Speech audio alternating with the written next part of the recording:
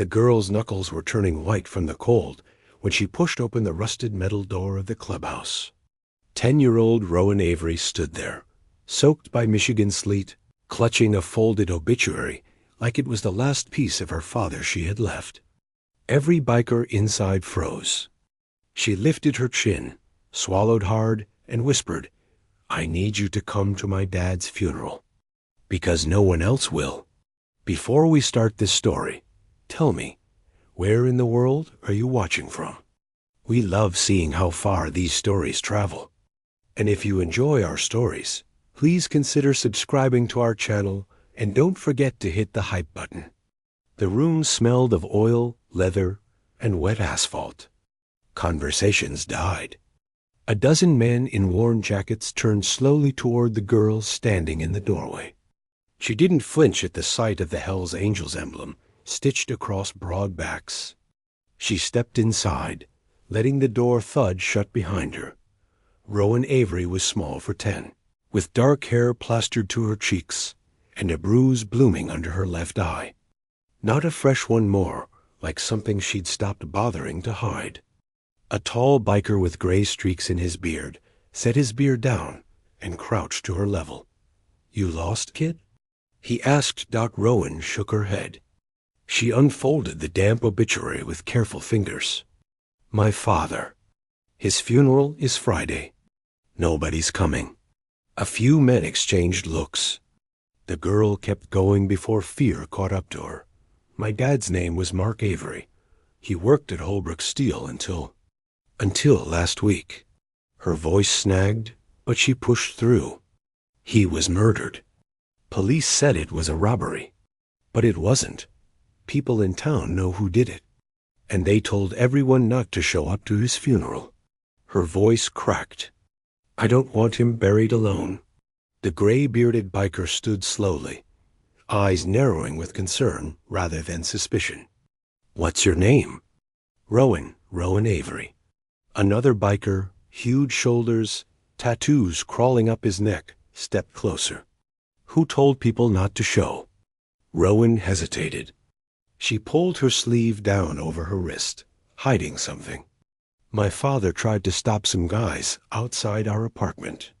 They dealt stuff by the dumpsters behind our building. He told them to leave or he'd call the cops. And," the gray-beard asked softly, "they beat him. Left him there." She swallowed hard. "One of them told people?" "Anyone goes to that funeral, they're next." A cold silence spread through the room.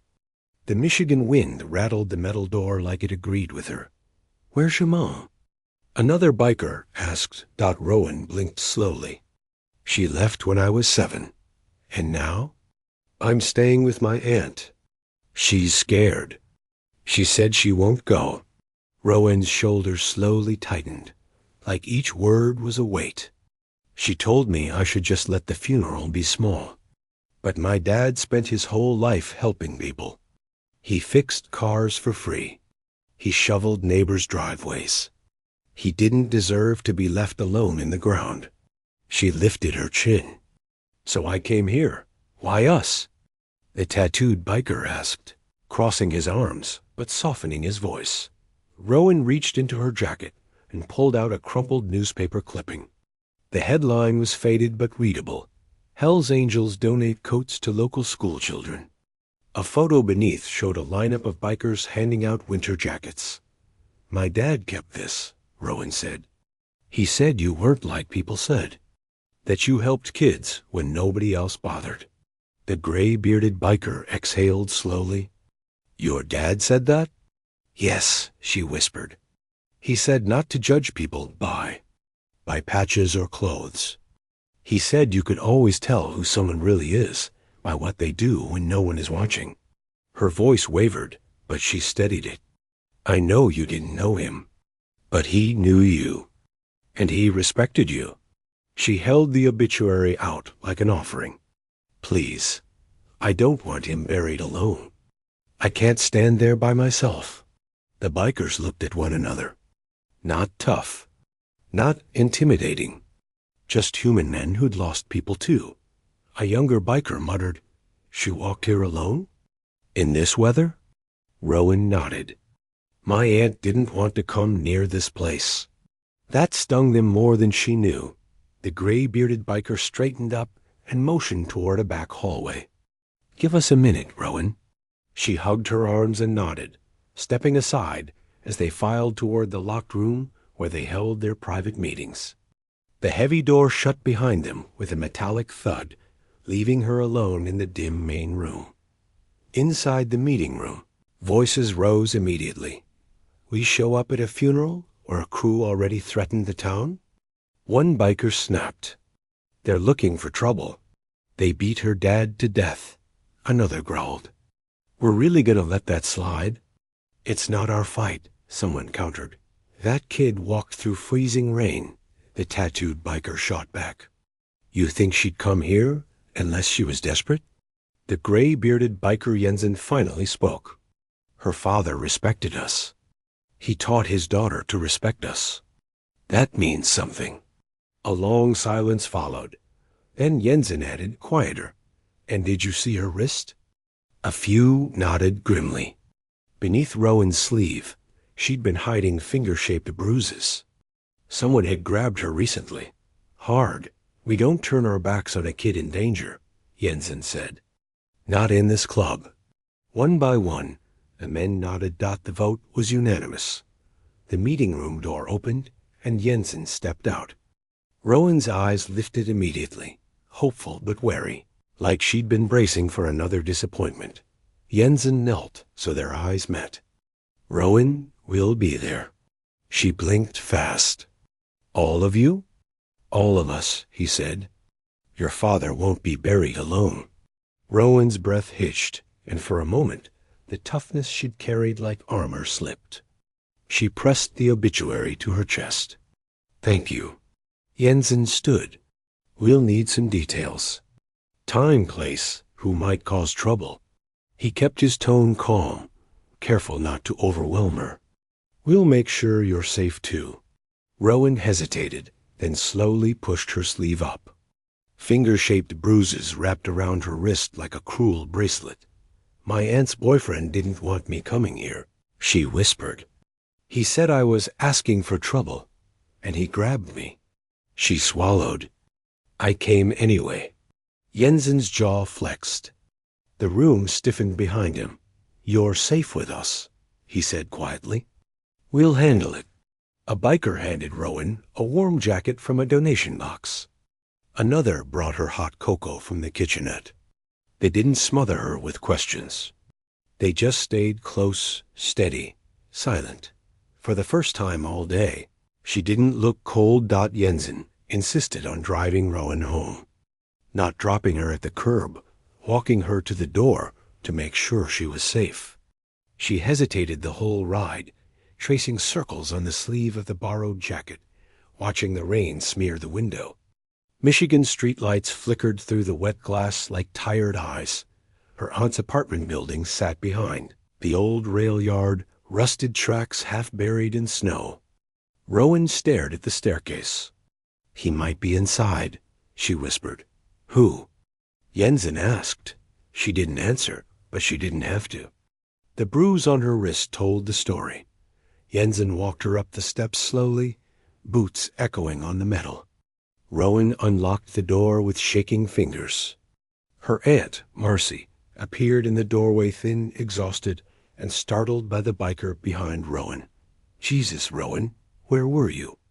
I was worried sick. Rowan looked down. I asked them to come to Dad's funeral. Marcy's face went pale.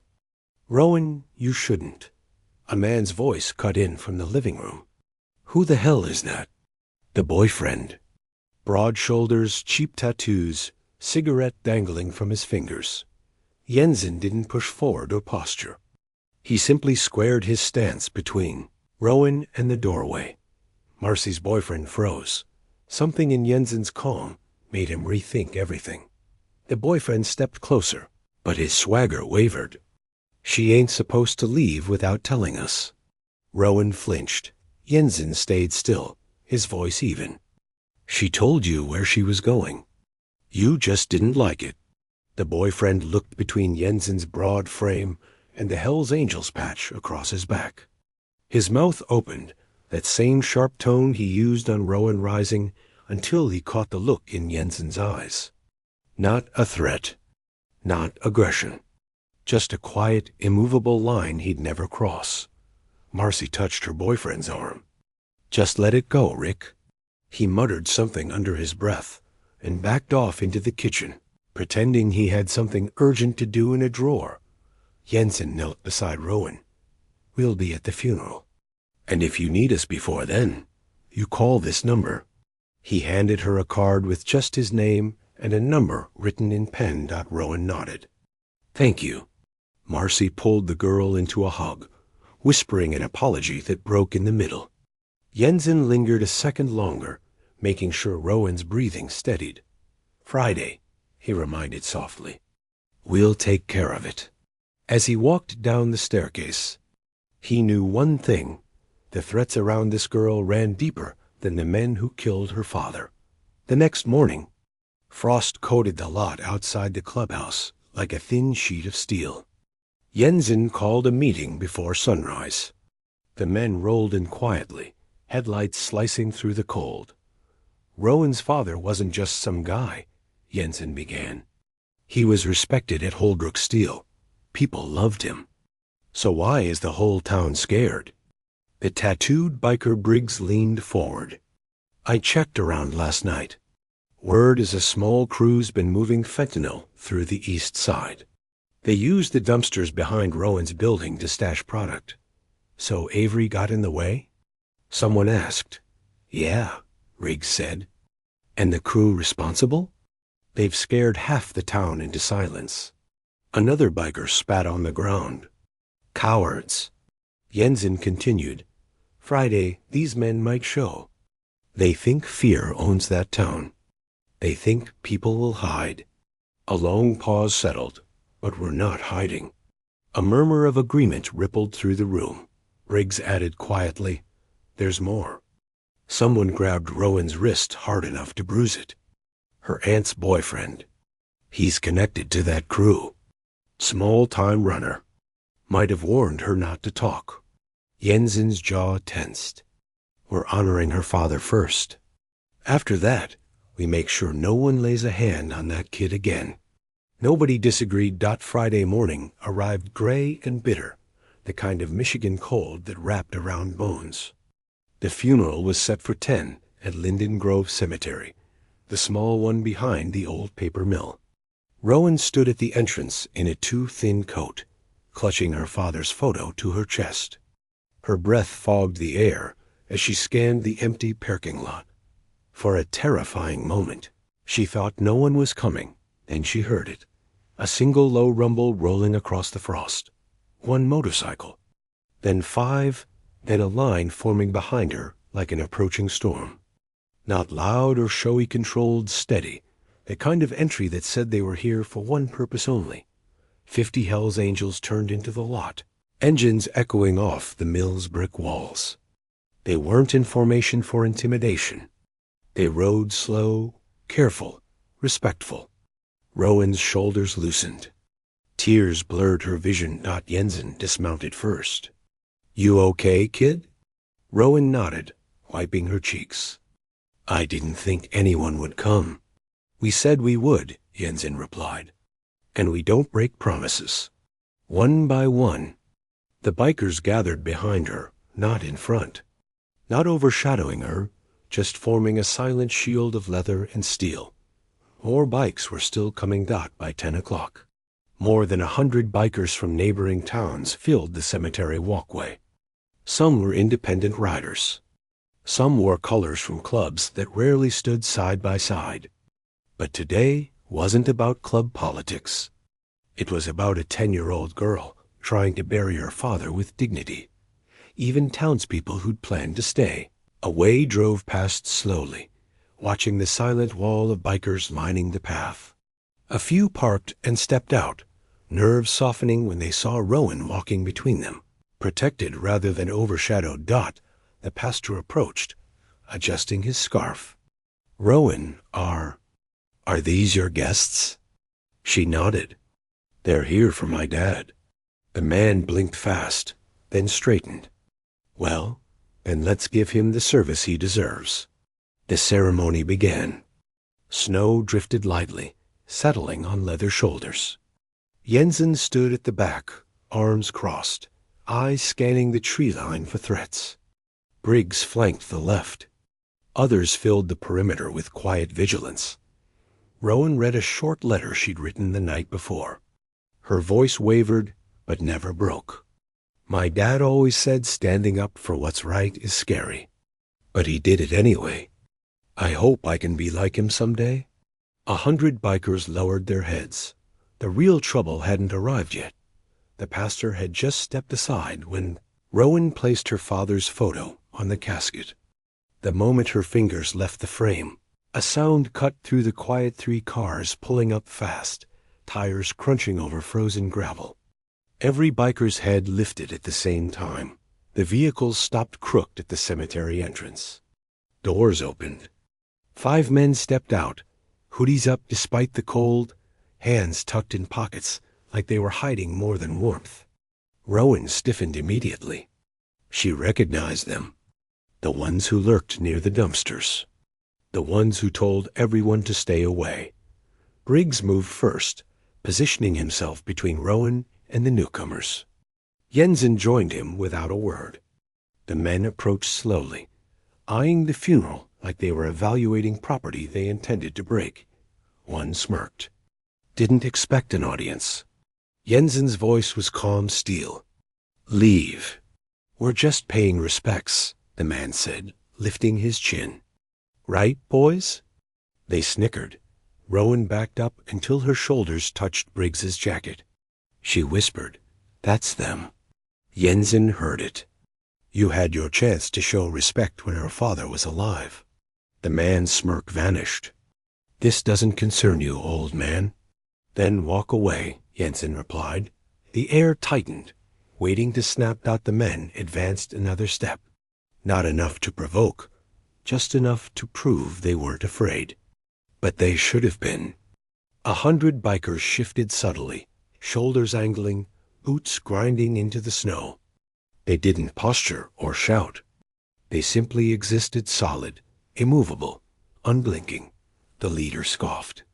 "You think hiding behind these guys will save you, little girl?"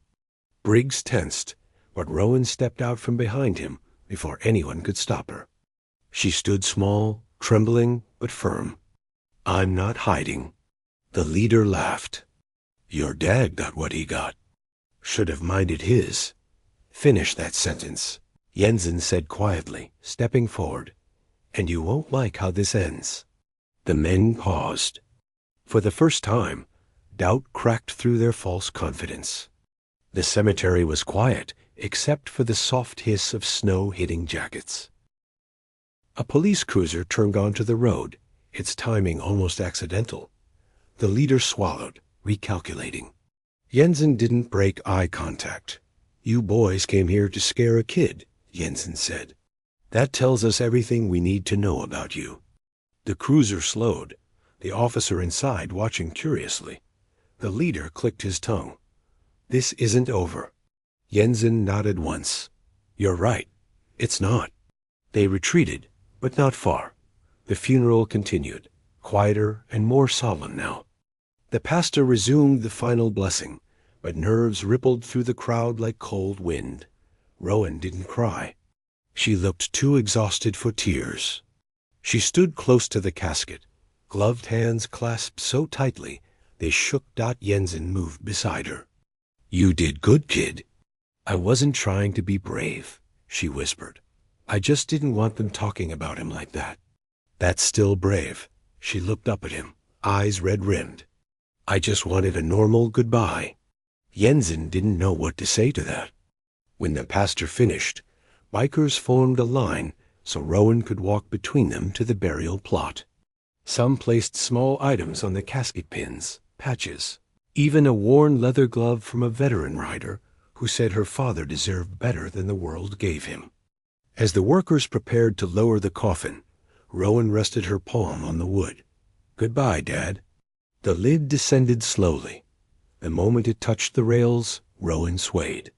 Jensen caught her shoulder. Easy. She steadied herself, but her gaze drifted toward the tree line. The 5 men were still there watching. Waiting, Briggs muttered. They're planning something. And they were.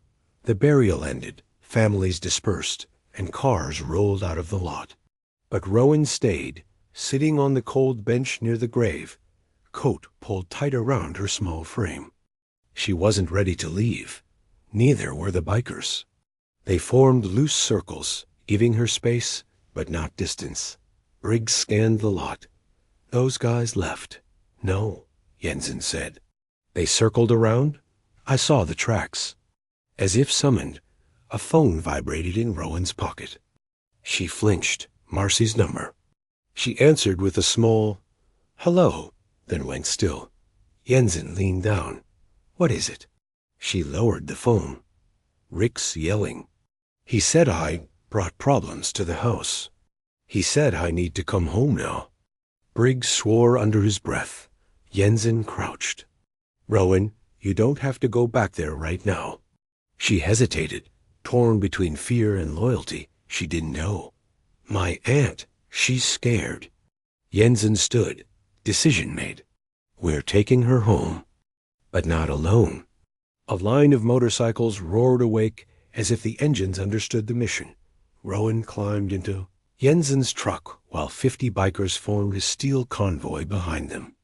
Snow kicked up in white plumes as they moved out. No one saw the dark sedan pull onto the road behind them. It followed at a steady distance. The convoy rolled through the industrial district, passing shuttered factories and silent smokestacks. Rowan watched the sedan in the side mirror, her heartbeat thudding. They're following us, she whispered. Jensen didn't look back. I know, he radioed Briggs. Black sedan, 3 back. Got it, Briggs replied. We'll box it if needed. Snow thickened, laying a white film on the cracked roads. When they turned into Rowan's apartment complex, the sedan parked across the street, lights off. Watching Rick burst out of the front door, waving his arms like he wanted to start a fight with the entire convoy. What did you do? Why'd you bring these people here? Rowan shrank into her coat. Jensen stepped between them again. We're here to make sure she's safe. Rick scoffed. Safe? She's fine. She's just traumatic. Briggs muttered, Then what's your connection to the men who murdered her dad? Rick's eyes widened just enough. Attell.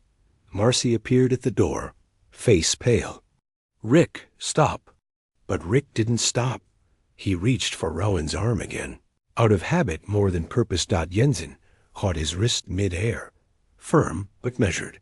Touch her again, he said quietly, and you answer to all of us.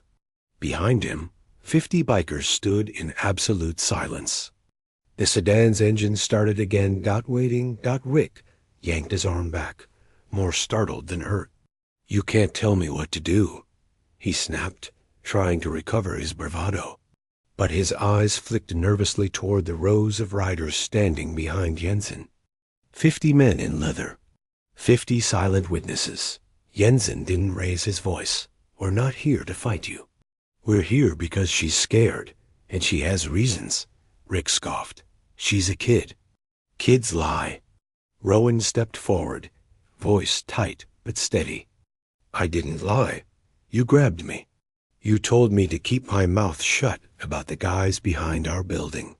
Marcy covered her mouth, horrified. Rick's face flushed. She doesn't know what she's talking about. Actually, Briggs cut in. She knows exactly what she's talking about. We know who beat her father. And we know you run errands for them. Rick's eyes darted to the sedan. The connection was unmistakable. The sedan's headlights flashed once. Warning. Jensen's voice dropped an octave. You want to make a choice? Make it now. You stand with them, or you walk away before you drown with them. Rick's breath stuttered. For a moment, he looked almost human, frightened, small, unsure. He took a step backward, then another, and ran. The sedan immediately rolled forward. its tires crunching over the snow, as if Rick's retreat triggered something larger. Briggs signaled 2 riders to cut off the exit. Others shifted, forming a loose perimeter around Rowan and Marcy. The sedan idled, engine growling, then 2 men stepped out, older, colder, nothing twitchy or sloppy like the younger crew. Leaders, not foot soldiers. One called out, voice carrying across the lot, "We're not here for the girl." "Then leave," Jensen replied. The man shook his head. Her father should have minded his business. Now everyone stirred up. "We came to make sure it stops." Rowan clung to her aunt's coat. Marcy held her tight, trembling. Jensen stepped forward, snow crackling under his boots. "It stops when you stop threatening a child," the leader smirked. "You think you can shield her forever?" Briggs spoke up. "Not forever. Just long enough for the truth to catch up to you." The leader's eyes narrowed. "You're making a mistake getting involved." Jensen didn't blink. "You already made yours when you left a good man dying behind a dumpster." A man paused. Something flickered in his expression. Not guilt, but recognition. He knew Jensen wasn't bluffing. Snow swirled in heavy sheets now, turning the parking lot into a white haze. The men from the sedan exchanged a look, something calculated, uneasy. They hadn't expected a wall of bikers. Not this many. Not this united. One of them muttered, "We'll handle this another day." "Today's the only day we're talking," Jensen countered. "Rowan deserves to leave here without looking over her shoulder." The leader's jaw tightened. "You don't get to dictate terms." Briggs shrugged. "Maybe not. But we can make it real inconvenient for you to keep prowling around." The man scanned the rows of riders' 50 engines still rumbling, every biker ready without posturing. It wasn't aggression. It was resolve. A slow, uneasy calculation moved across his face. "You're causing trouble," he said. Jensen shook his head. "We're ending it." Finally, the sedan leader exhaled, long and sharp. "Fine. We'll back off." "For now." "For good," Jensen corrected. The man didn't agree, but he didn't refuse either. He got back into the sedan, slammed the door, and the car pulled away. Tires spinning on the ice. Rowan let out a breath she'd been holding for days. Marcy whispered, "Thank you." I don't know what would have happened. Neither did Jensen. With the sedan gone, the tension cracked like thawing ice. The bikers didn't celebrate or boast. They simply stood down, engines easing into quiet idles. Rowan leaned into Marcy, drained. Jensen crouched to her level. "You're safe now. And you're not going back into that apartment alone until everything's sorted." Marcy nodded, wiping her eyes. "I don't want Rick near her ever again." "I didn't know." "I should have known," Rowan whispered. "It's okay." Jensen shook his head gently. "What she needs isn't blame. It's support." The club worked quickly. 2 riders escorted Marcy inside to gather Rowan's things. The apartment was small, cluttered, tired. Rowan packed her clothes into a backpack and paused at the doorframe of her father's old room. His jacket still hung on a nail. She touched it with careful fingers. "Take it," Jensen said softly. "He'd want you to." She slipped it over her shoulders, sleeves far too long, warmth familiar. Back outside, Briggs returned from making a call. "Sheriff's meeting us at the clubhouse. He wants to talk about the crew. Says today changed things." Rowan looked up at Jensen. "Are we going there?" He nodded. "Yeah, kid. Until we sort out something safer." For the first time, she didn't hesitate. The convoy escorted Rowan and her aunt to the clubhouse. The sheriff's cruiser waited out front, lights off. Sheriff Dalton stood beside it, hands in pockets, breath fogging in the winter air. He wasn't a stranger. Most of the bikers knew him from run-ins that ended with mutual respect, not handcuffs. Dalton approached Jensen. "Heard what happened. I already sent units after the sedan." We've been building a case on that crew for months. Today helped. Jensen nodded. We didn't want it turning into something worse. The sheriff's eyes landed on Rowan. You okay, sweetheart? She nodded. I just want it to stop. Dalton crouched. It will. And your father would be proud of how strong you were today. Rowan blinked back tears. Marcy asked, What happens now? Dalton replied, Rick's not coming back. We'll take care of the crew legally. And as for Rowan, she stays somewhere safe tonight. Jensen looked at Rowan. You can stay here until things settle. You'll be surrounded. She hesitated, then whispered, Okay. Inside the clubhouse, the warmth hit her like a blanket. Bikers shifted to make room, pulling out chairs, offering food, speaking gently. For the first time since her father's death, Rowan let herself breathe. Rowan didn't bury her father alone. She buried him surrounded by people who stepped up when no one else did. If this story moved you, subscribe and join our family, where loyalty, compassion, and standing up for the vulnerable still matter.